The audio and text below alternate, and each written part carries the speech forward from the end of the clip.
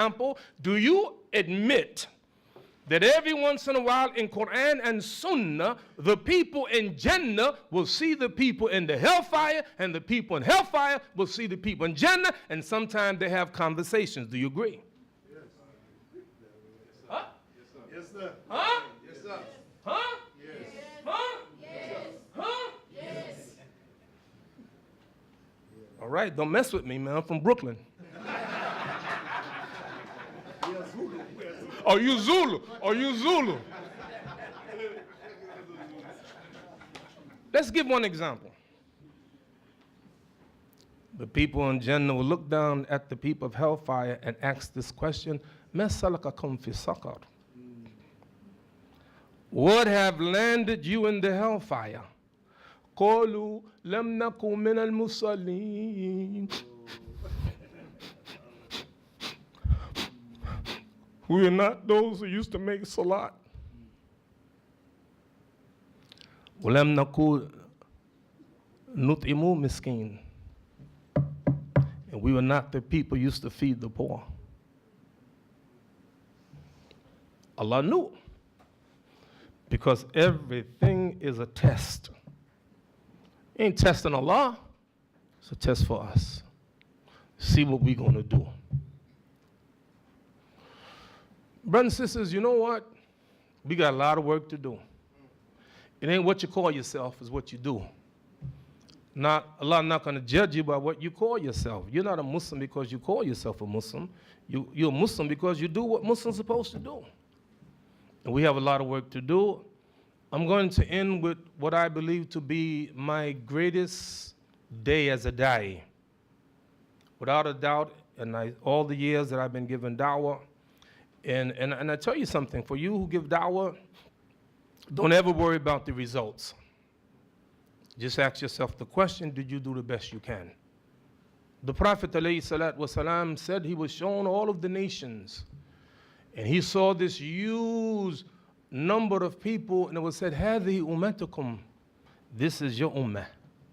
وَمِنْهُمْ سَبْعُونَ أَلْفٍ يَدْخُلُونَ الْجَنَّةَ بِغَيْرِ حِسَابٍ وَلَا عَذَابٍ. This is your ummah, and among them 70,000 will go to Jannah, no accounting, no nothing. And then he was shown different ummahs. He said some prophets had a handful of followers, some had one or two, some had none. Some had none. Perhaps one of the greatest da'i ever, Nuh, alayhi salatu wasalam, not because of the results, but because of the effort. 950 years, night and day, in the daytime, in the nighttime, in private and in public, he called the people, he called the people, and he called the people. Yet, Yawm al-Qiyamah, Allah will ask Noah, Hal balagta? Did you give the message? He said, yeah, I gave the message. And then Allah will ask the people of Noah, did he give the message? They said, no prophet came to us. Allah goes back to Noah and says, who will bear witness for you that you did it? You know what Noah will say? Alayhi salatu wasalam, Muhammad wa ummata. Muhammad will bear witness for me and his ummah, and we will bear witness that he did, because Allah said it. 950 years. I'm asking you, in 950 years, how many followers did Noah get? Most scholars say about 80. 80. You can't get discouraged if nobody believes. You only be discouraged if you don't do the job. You don't ask. You don't invite. It's our job to invite and leave the results with Allah. Yeah, you work hard, you try everything you can. You try to make sure you do the best way, the best job that you can. In the end, the result is with Allah subhanahu wa ta'ala. Don't change the message. Don't change the message in order to get the people. No, because if you change the message, you're not inviting them to Allah. You got to keep the message. Don't worry about what they say. Keep the message. I want to give you what I believe to be my greatest da'wah ever. In 2007, Texas State University San Marcos. If you know anything about the United States, Texas is like the Bible capital of the world. Christians. I'll never forget that day. It was a large auditorium. Every seat was taken. People sat on the aisles, seats, stairs. They stood up in the back, standing room only. And the auditorium door was open. They were standing in the hallway. People stood on stage with me where I gave the talk because there's no more room. Before I was introduced by a renowned professor at the university, he came to me and said, Imam Siraj, I want to let you know something. At a certain time during your talk, a large number of students will get up and walk out because they had some program they have to go to. And I want to let you know that it's not you. They're not doing that because of you. I'm giving you heads up. That's what's going to happen. I said, no problem. He introduced me.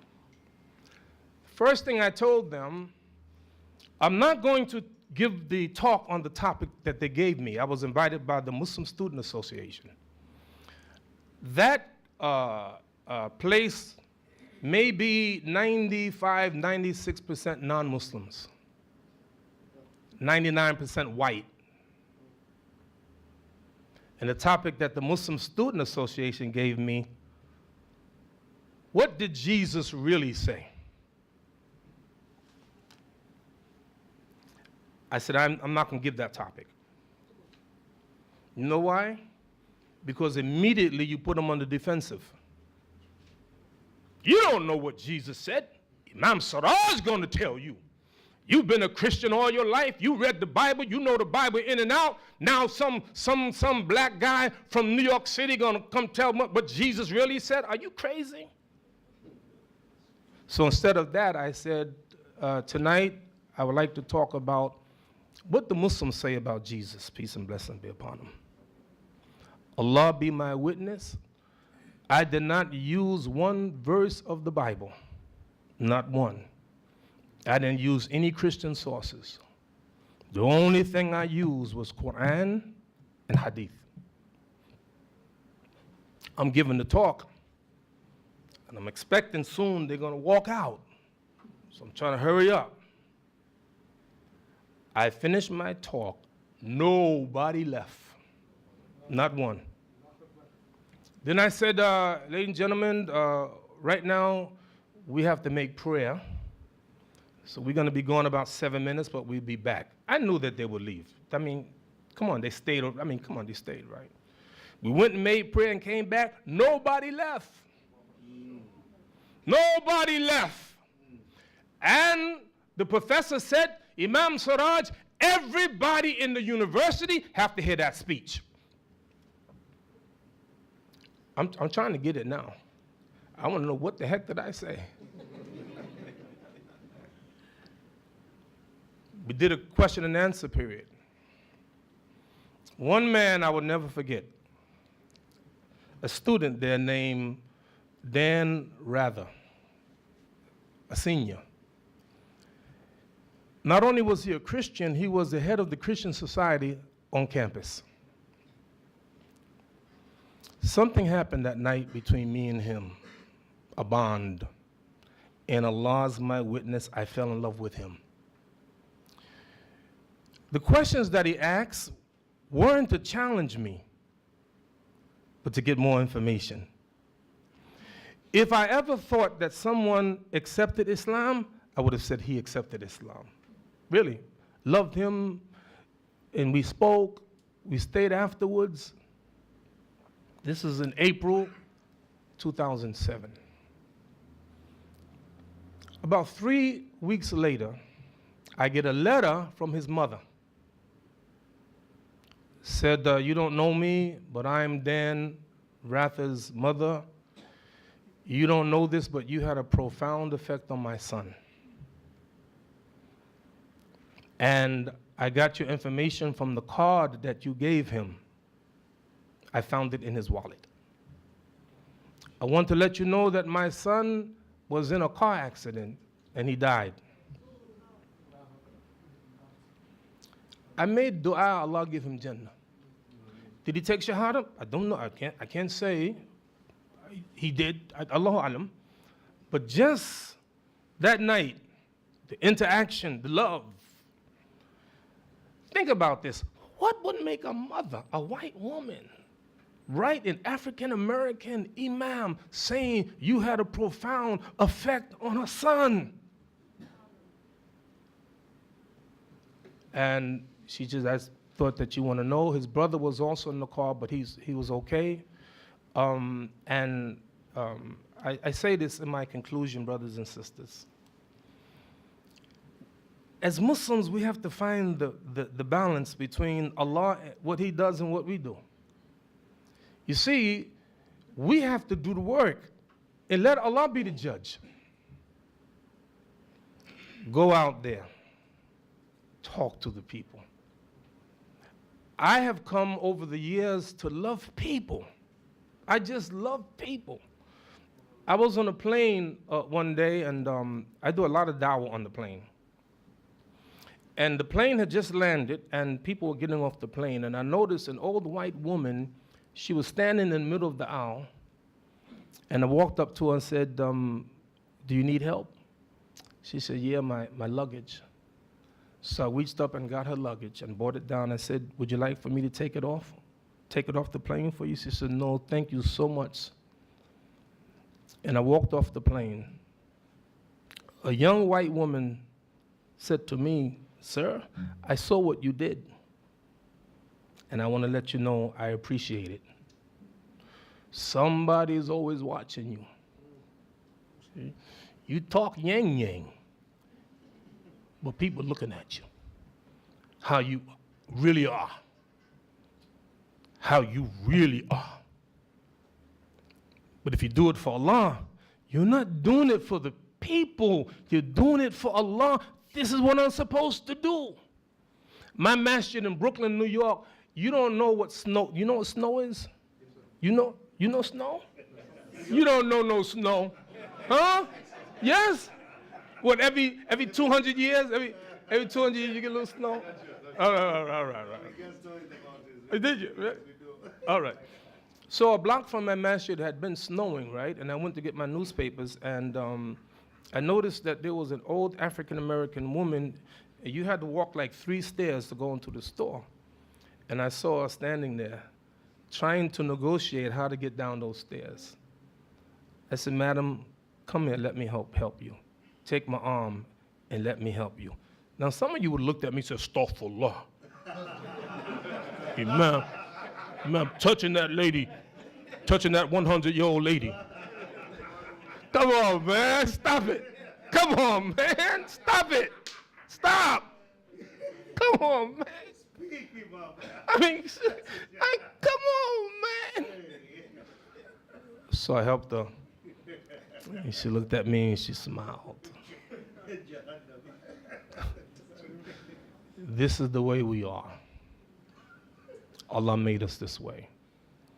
I am not the imam for the African Americans only. I am the imam for anyone who come to my community. I love them as much as I love anyone else in my community. Ask Ali, we have in our community brothers from Bangladesh. Ali, do we love them? Yes, we do. The Arabs in the community, the Africans, every one of them, Latino American, white European American, everybody come to our community, we love them. That's my job. I'm the imam of all of them. I don't give preference over one over the other. If you're gonna be a da'i, you gotta love the people. Can't be a da'i if you don't like the people. If you think the people are less than you, when I look at the people, they're gonna be better than me. Many of them will be better than us, and we have to give them everything we have. I don't think I'm better. I'm just a slave of Allah. This is why the Prophet, peace and blessing be upon him, said, "La tu'truni kama atran an-Nasara ibn Maryam." Do not exaggerate your praise in me as the children of Israel, the Christians exaggerated in their praise of Isa, Jesus. I am only a messenger of Allah. يقول عبد الله ورسوله. I'm his messenger and his slave. Let's be slaves of Allah. You got a lot of work to do. And remember this, sometimes you won't get immediate results. So I go to a city, a brother says to me, Imam Siraj, assalamu alaikum. You don't know me. Last year you came and you spoke at the university. I was a non-Muslim. 2 weeks later I took Shahada. How many times that happened to me? All the time. You don't expect people going to jump up and just become Muslim. They may never become Muslim. But in the end, you would have given them the option, given them the choice, given them the knowledge. And I close with this, what the Prophet said, peace and blessing be upon him, that Allah said, Hadith Qudsi, Ya ibadi, kulukun dalun illa man hadaytu fastahduni ahdikum. O my slaves, every one of you are misguided unless I guide you. Therefore, ask me and I will guide you. I'm grateful to Allah that Allah guided me to Islam, really. A country not populated by Muslims, but populated by Christians, handful of Muslims. Allah chose me to become Muslim. I am so grateful. Now I want to give back and call everybody, not just black people, and call everybody to Islam. Thank you. Assalamu